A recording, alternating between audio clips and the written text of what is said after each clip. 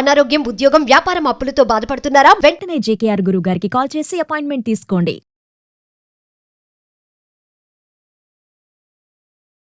నమస్తే, welcome back to Suman TV. ప్రస్తుతం మనతో పాటు ఉన్నారు కేరళ జ్యోతిష నిపుణులు, life coach, money skills, law of attraction, date of birth లేని వారికి పుట్టుమచ్చల శాస్త్రం, ప్రశ్న శాస్త్రం, హస్తరేఖల ద్వారా జాతకాన్ని తెలియజేయగలిగే బ్రహ్మశ్రీ డాక్టర్ జేకేఆర్ గారు ఉన్నారు. గురుగారితో మాట్లాడదాం. నమస్తే గురుగారు. నమస్కారం. గురుగారు, మరి మే 22న హనుమాన్ జయంతి ఉంది. అవును. మరి ఎలాంటి పూజలు చేస్తే ఈ సంవత్సరం అంతా కూడా మంచిగా సంతోషంగా ఆరోగ్యంగా ఉండాలంటే మీరు చెప్పే సజెషన్స్ ఏమైనా ఉన్నాయా? తప్పకుండా తల్లి. వాస్తవంగా హనుమాన్ జయంతి రోజు ఎవరైతే నమ్మకంతో ఇలా చేస్తారో వారికి నవగ్రహ దోషములన్నీ కూడా తొలగిపోతాయి. ఎందుకనంటే నవగ్రహాలన్నిటికీ కూడా ఆయనే అధినాయకుడు అని చెప్పుకోవచ్చు. ఎవరైతే ఆంజనేయ స్వామిని ప్రతినిత్యం ఆరాధిస్తారో వారికి ఎటువంటి పక్షంలో నవగ్రహ దోషాలు అంటవమ్మ, వచ్చినా ఇబ్బంది పెట్టవు. దీనితో పాటుగా ముఖ్యంగా హనుమాన్ జయంతి రోజు ఎవరైనా సరే నమ్మకం ఉన్నవారు ఒక అరిటాకు స్వీకరించి పూజా మందిరంలో అరిటాకును పరుచుకుని ఆంజనేయ స్వామి ఫోటో కానీ విగ్రహాన్ని కానీ పెట్టి మీరు ఆంజనేయ స్వామి అష్టోత్తరం చదువుతూ ఆ స్వామిని వేడుకోవాలి. అయితే ఒక తమలపాకును తీసుకుని ఆ స్వామి ముందు పెట్టి గంధ సింధూరంతో చేయాలి అష్టోత్తరం చేసేయడం. ఈ గంధ సింధూరాన్ని సంవత్సరం అంతా కూడా నుదుటిని ధారణ చేయాలి. ఇలా చేయడం వల్ల పాజిటివ్ వైబ్రేషన్స్ ఉంటాయి. ముఖ్యంగా శని భగవానుడు అంతటి వాడే ఆంజనేయ స్వామికి దడుస్తాడు అని చెప్పి ఒక కథ కూడా ఉంది. ఎలాగంటే నవగ్రహాల్లో శని అంటే చాలా భయం, అందరికీ భయమే, చాలా పవర్ఫుల్ గ్రహం కాబట్టి. అయితే శని భగవానుడు సూర్య భగవానుడు యొక్క కొడుకు. అయితే సూర్య భగవానుడి యొక్క శిష్యుడు ఆంజనేయ స్వామి. ఒకరోజు తండ్రితో గొడవపడి శని భగవానుడు ఎక్కడికో వెళ్తే ఆంజనేయ స్వామిని కాకేసి సూర్య భగవానుడు, అయ్యా ఇలా జరిగింది, ఎక్కడున్నాడో శనేశ్వరుడు ఒకసారి తీసుకురమ్మని చెప్తే ఆంజనేయ స్వామి శనేశ్వరుడి దగ్గరికి వెళ్ళి రండి అని చెప్పి ఆయన్ని కేకేస్తే ఆయన నేను రాను, నువ్వు చేతనేం చేసుకో అన్నట్లుగా మాట్లాడినట్టుగా మనకి కథలో తెలుస్తా. అయితే ఇలా అంటావా అని చెప్పి ఆంజనేయ స్వామి యొక్క తోకని తీసుకుని శని భగవాన్ని చుట్టి లాక్కొచ్చినట్టుగా పురాణాల్లో కథల్లో మనకి తెలుస్తా. అంటే శని భగవానుడే ఒక పవర్ఫుల్ గ్రహం. అలాంటి గ్రహాన్నే సాక్షాత్తు ఆంజనేయ స్వామి తోకకి చుట్టి తీసుకొచ్చినట్టుగా చరిత్ర చెప్తాం.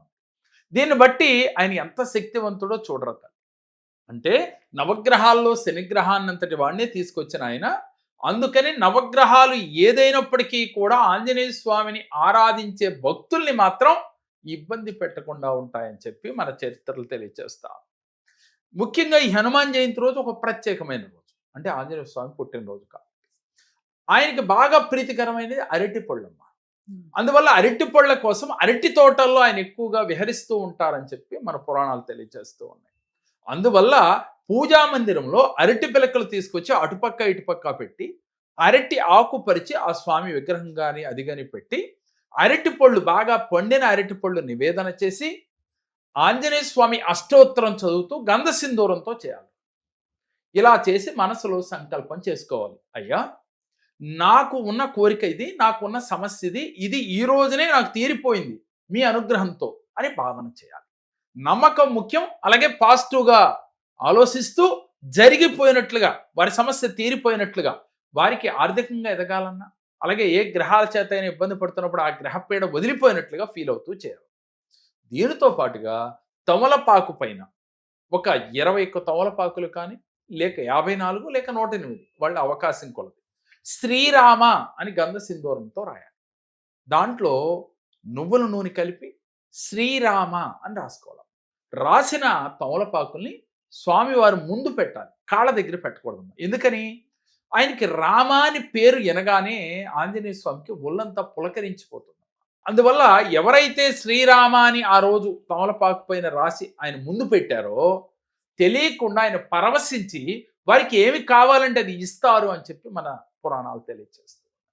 మరి మీకు సమస్యలు ఉన్నవి అని బాధపడకుండా ఎలాంటి సమస్యలైనా, ఎలాంటి గ్రహదోషాలైనా, అలాగే మీకు ఆర్థిక కష్టాలైనా, లేక ఏ గ్రహదోషముల వల్ల మీరు ఇబ్బంది పడుతున్నా, వివాహ సమస్య కావచ్చు, సంతాన సమస్య కావచ్చమ్మా, లేక అనారోగ్య సమస్యలు కావచ్చు, ఎలాంటి సమస్యలు ఉన్నా ఆ రోజు మీరు ఈ విధంగా ఈ చిన్న క్రియ నమ్మకంతో చేసి ఆ సమస్యలు ఆ క్షణంతో తీరిపోయినట్లుగా ఆ స్వామి అనుగ్రహం వచ్చినట్లుగా ఫీల్ అవుతూ కళ్ళు మూసుకుని ఆయన ముందు కూర్చుని ధ్యానం చేస్తూ, ఎలా మీరు ఆ స్వామి యొక్క గ్రేస్ మీ శరీరం అంతా ప్రసరించినట్లుగా, మీకున్న సమస్యలన్నీ క్లియర్ అయిపోయినట్లుగా, మీరు హ్యాపీగా ఉన్నట్లుగా ఆ క్షణాన మీరు మేనిఫెస్ట్ చేయాలమ్మా.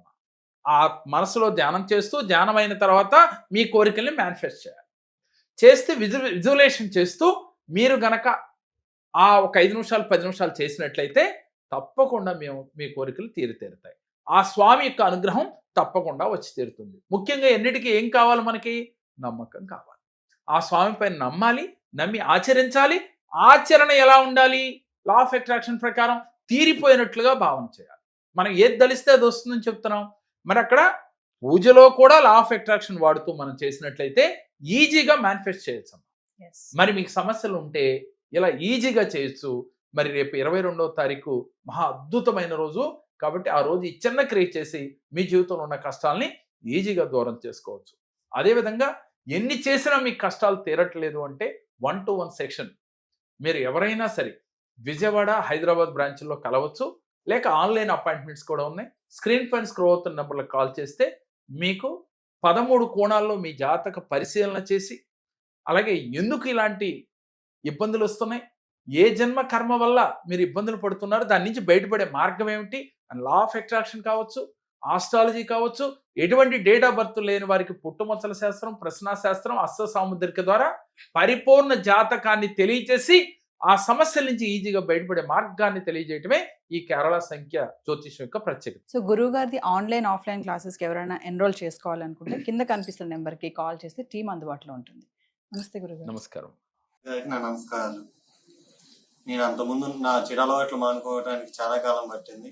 కానీ ఇక్కడ మన జేకే స్వామి గారి దగ్గరికి వచ్చాక నా అలవాట్లు కొంత మొత్తం మార్చుకోగలిగాను. ఆరోగ్య విషయంలోనే ఏదైనా అంతా బాగుంటుంది. ఇట్లన్నిటికీ పెద్దదానికి కారణం మన జేకే గారు అని చెప్పి నేను నమ్ముతున్నాను.